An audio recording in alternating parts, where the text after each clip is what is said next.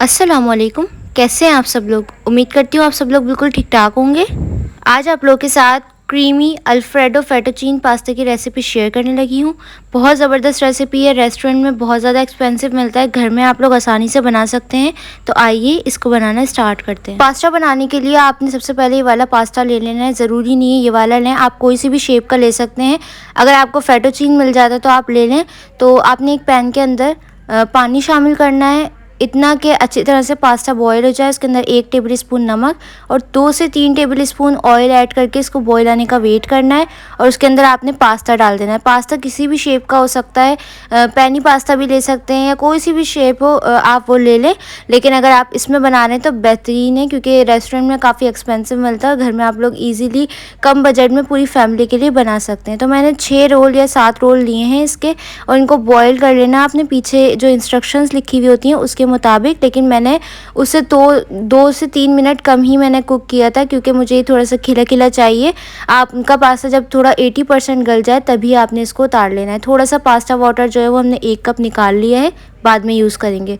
तो देखिए इंस्ट्रक्शंस के मुताबिक मैंने फॉलो नहीं किया, मैंने सिर्फ 5 से 6 मिनट इसको बॉईल किया।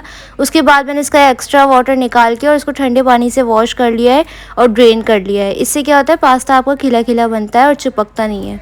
तो आपने इसको बॉईल करके साइड में रख लेना है। जब तक हम अपनी चिकन तैयार कर लेते हैं, उसके लिए आपने 2 टेबल स्पून ऑयल एक पैन के अंदर ऐड करना है। आप सेम पैन का भी यूज़ कर सकते हैं। उसके अंदर चिकन ऐड कर दें। चिकन की कोई क्वांटिटी नहीं है, आपको कम ऐड करनी कम ऐड कर लें, ज़्यादा ऐड करनी ज़्यादा ऐड कर लें।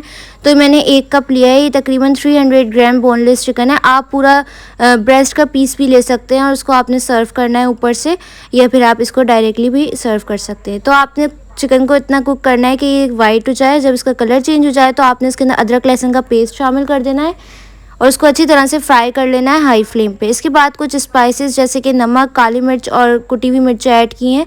काली मिर्च और कुटी हुई मिर्च अपने हिसाब से आप लोग कम ज़्यादा कर सकते हैं। मैंने हाफ टी स्पून दोनों चीज़ें ली हैं, और सॉल्ट आप अपने टेस्ट के हिसाब से ऐड करें।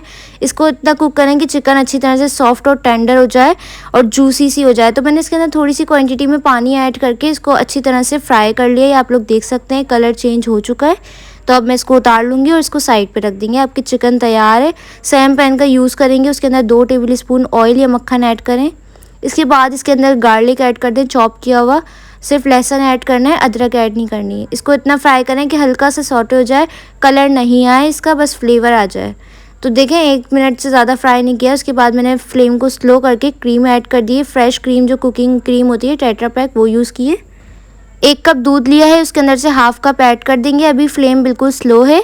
इसके बाद पास्ता वाटर जो 1 कप निकाला था उसमें से हाफ कप वो भी ऐड कर देंगे। स्पाइसेस में नमक, काली मिर्च, कुटी हुई मिर्च, और मैंने यहाँ पे 1 टीस्पून चिकन पाउडर लिया है। अगर आपके पास चिकन पाउडर नहीं है तो आप नोर की क्यूब भी ऐड कर सकते हैं, इससे बहुत बेहतरीन फ्लेवर आता है। और आपने चीज़ ऐड कर देनी है, कोई सी भी ले लें, आपके पास चीज़ स्लाइस हैं वो भी ऐड कर सकते हैं। मैंने चेडर और मोज़रेला थोड़ी सी क्वांटिटी में ऐड की है। अच्छा, चिकन पाउडर और जो क्यूब है उससे जो है ना ये बिल्कुल रेस्टोरेंट वाला टेस्ट आता है, तो वो लाजमी ऐड कीजिएगा। अब आपने इसको अच्छी तरह से एक बॉयल आने का वेट करना है। उसके बाद फ्लेम को स्लो करके आपने पास्ता ऐड कर देना है।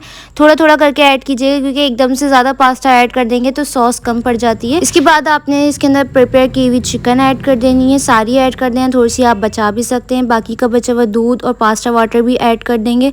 अब इन तमाम चीज़ों को आपने अच्छी तरह से मिक्स करना है। मैं अभी भी कह रही हूँ आपको मिर्चें और नमक अपने हिसाब से डालिएगा।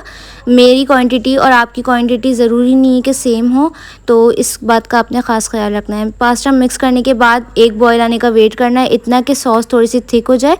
उसके बाद जो है ना आप इसको उतार लो और राइट अवे सर्व करें, क्योंकि ये बहुत जल्दी ड्राई हो जाता है। तो आपने इसको थोड़ा सॉस में ही उतार लेना है, क्योंकि अगर ये ड्राई हो जाएगा तो फिर ये मज़े का नहीं लगेगा। तो देखें मेरे पास ये थोड़ा सा थिक हो गया है, तो अब मैं इसको उतार लूँगी और फिर मैं आपको इसको सर्व करके दिखाऊँगी। तो बहुत ही बेहतरीन पास्ता बनके तैयार होता है। मैं इसकी जितनी तारीफ़ करूँ कम है। रेस्टोरेंट में काफ़ी ज़्यादा एक्सपेंसिव मिलता है, घर में आप लोग इजीली पूरी फैमिली उतने ही पैसों में खा सकती है। तो हमारा क्रीमी फेटोचीनी पास्ता बनके तैयार हो गया। कैसी लगी रेसिपी कमेंट सेक्शन में ज़रूर बताइएगा। चैनल पे नए हैं तो चैनल को सब्सक्राइब कर दें, वीडियो को लाइक कर दें। आपको ईद के हवाले से कौन कौन सी रेसिपीज़ चाहिए कमेंट सेक्शन में लाजमी बताइएगा, इंशाल्लाह मैं अपलोड करूँगी।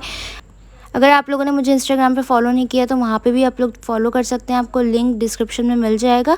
वहाँ पे आप लोग मुझे पिक्चर शेयर कर सकते हैं, फीडबैक सेंड कर सकते हैं, और आप लोग कमेंट सेक्शन में भी बता सकते हैं।